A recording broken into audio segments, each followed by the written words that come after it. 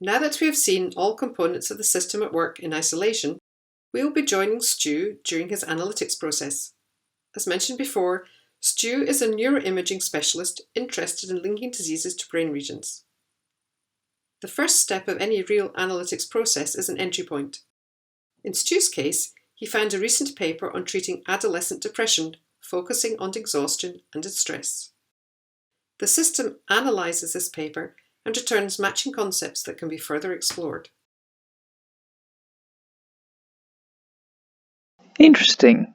So this paper frames depression as a consecutive failure of stress coping mechanisms and chronic exhaustion. It also mentions several comorbidities, among which anxiety. I'm quite curious how depression and anxiety are discussed in the literature and how that compares. Let's take a look with the DatAR system, now that we can. So depression and anxiety. Now the first thing I'm curious about is if these two diseases would impact the same region.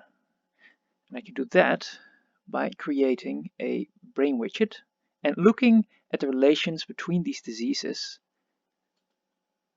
and the regions as a class. So let's first take a look at depression and region.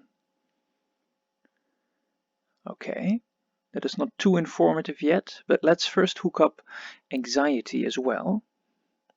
Also again, comparing that with region and connecting that to its own brain. Okay, still not very informative. Now let's filter and see if that tells us a bit more. Let's do that on both, like this. Now, at the moment we're looking at any amount of co-occurrences. However, I'm not too interested in when it's only mentioned once in the literature. Let's say that for it to be relevant for my search, it needs to be a bit more than 10.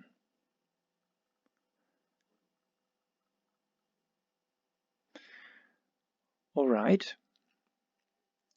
We see now that in the literature it seems that depression has been discussed more often than anxiety in general as well. You see that the total amount of co-occurrences is also about double the amount of anxiety. Now let's take a look at how else we can filter this in a useful way. If given region is mentioned, depression is also mentioned. So the question is, do I want to know which are important for depression or which are important for the region?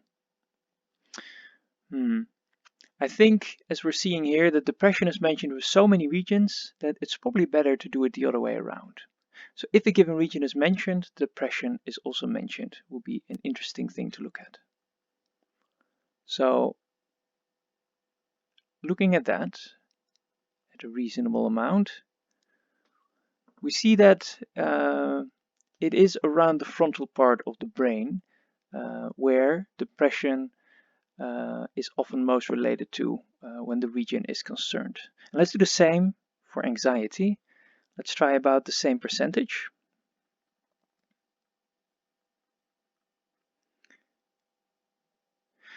And there we see that the location is quite in a different spot. It's around the amygdala. Interesting. Now, looking at this, we can see that there are different regions at play slightly, and if we turn this down a bit more on both sides, it seems that this is more concentrated at the moment. But let's take a further look at the amygdala. Let me first query the databases to see what they can tell me about the amygdala. Alright, almond-shaped group of basal nuclei anterior to the inferior horn of the lateral ventricle of the temporal lobe, and also on Wikidata, an almond-shaped group of neurons in the medial temporal lobe. Let's actually take a look at the sentences that are related to it. We see that on both sides the amygdala is highlighted up to a certain point, meaning that For these particular regions, in this case, for example, the amygdala, depression is an important factor. So if we take a look at the amygdala, on the one hand, and anxiety on the other hand, and let's do the same for depression and also for the amygdala. Let's take a look at the sentences that are available. We can do that on the screen. So let's take a look at the amygdala together with anxiety. That is loading right now. And let's also take a look at the amygdala and depression.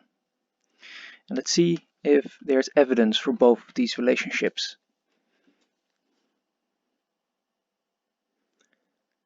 Alright, so amygdala and depression.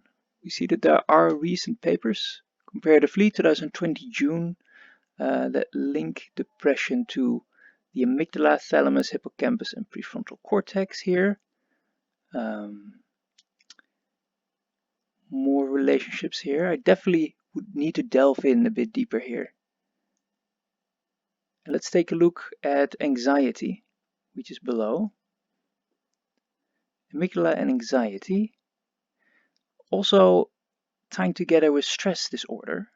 So that's interesting in the looking at this paper in particular. Alright, I will definitely need to open a few papers here and take a further look. But let's first also take a look at the topic model of the diseases. And let's see if we can find relationships there as well. So if we put in the disease, let's see. So depression and anxiety are a bit in the middle and they're very close to each other. Now that is interesting. Let's take a look at, if we look at it from the amygdala's perspective and then towards these two disorders. And we can do that as well by taking the co-occurrence query here and adding a disease. Alright, let's see. So these are all the diseases related to amygdala at least one time, but once again it would be good to have a filter here to make sure that we are not looking at noise. Let's say at least 10 mentions would be relevant. We see in yellow the ones that have filtered out of what we're looking at. Let's take a look how important are anxiety and depression relatively. So if we put this up a bit higher, it indeed seems, as we already learned, that anxiety and depression are important where it relates to the amygdala and the literature. So if the amygdala is mentioned, the chance of either anxiety or depression being discussed is very high. Now I'm definitely going to take a further look at the amygdala and see if maybe I could create an experiment where I could take a look at the relationship between these three items in the literature: anxiety, depression, and the amygdala. This concludes the demonstration of the DatAR analytics system. Thank you for joining us.